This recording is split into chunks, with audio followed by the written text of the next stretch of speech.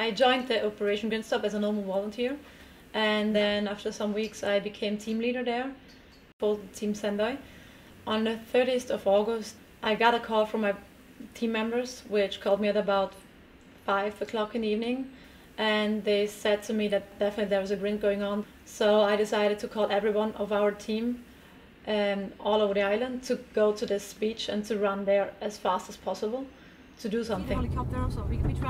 We drove very fast to the beach. As we parked our car, there was no police, no barriers yet, so we ran very fast as possible to the beach.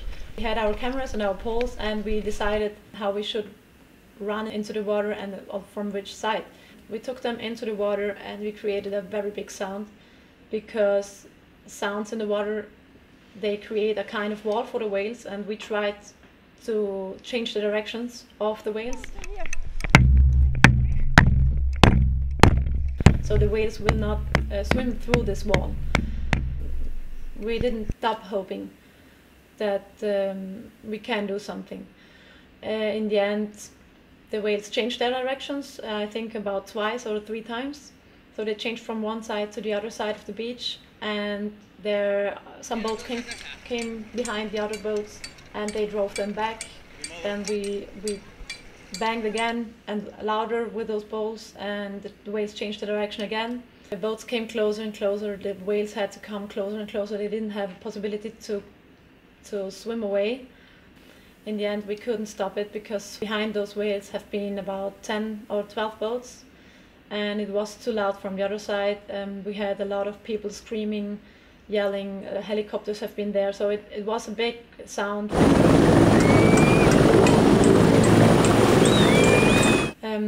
As soon as the police arrived, they came closer to us in the water and they wanted to drag us out, but we didn't stop. We tried to run to the whales. There were a lot of people on the beach which waited already with ropes and hooks on their ropes, and they ran to the whales, pulled them in the blue holes, dragged them out of the water. The police arrested us. I had 2 policemen on both of my arms. I had one which carried me out of the water, and when I came out of the water I turned my head to the whales and I saw this picture which I will never forget. It was a very hard moment. I saw the first whale dying, and this was the hardest moment in my life. So the man who cut the first whale, he had a knife. He didn't take this spinal cord, so he took the knife and he cut the whale here in this place, and so the whole story was completely wrong, and we heard the whale screaming and it was horrible. The water was full of blood in 2 seconds.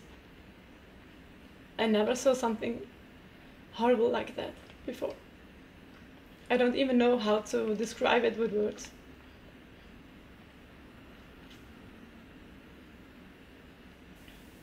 Yeah, I can remember the first 3-4 days I didn't sleep at all.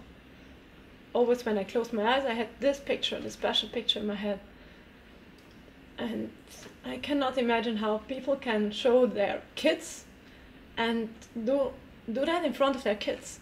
So the kids were watching, the kids were having fun next to those whales. It was like a party, but next to them some of the most beautiful creatures I ever saw in my life have to die. And you hear them screaming, you hear them, you saw that they feel and they see and they smell the blood of their own family. A man on this boat pointed a gun on me and on a friend of mine. I mean, in the end, I don't understand. The people say we are the violent. I cannot understand that.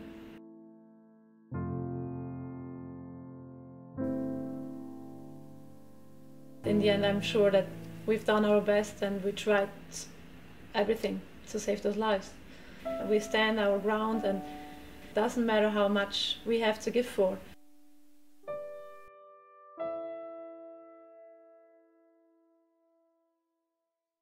during Sea Shepherd was on the Faroe Islands, 33 pilot whales lost their lives, which is horrible. In the end, if we watch the numbers of pilot whales which died the last years, the campaign was a big success.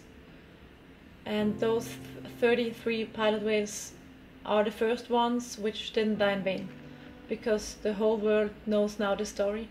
The whole world is watching, and I think the whole world wakes up now.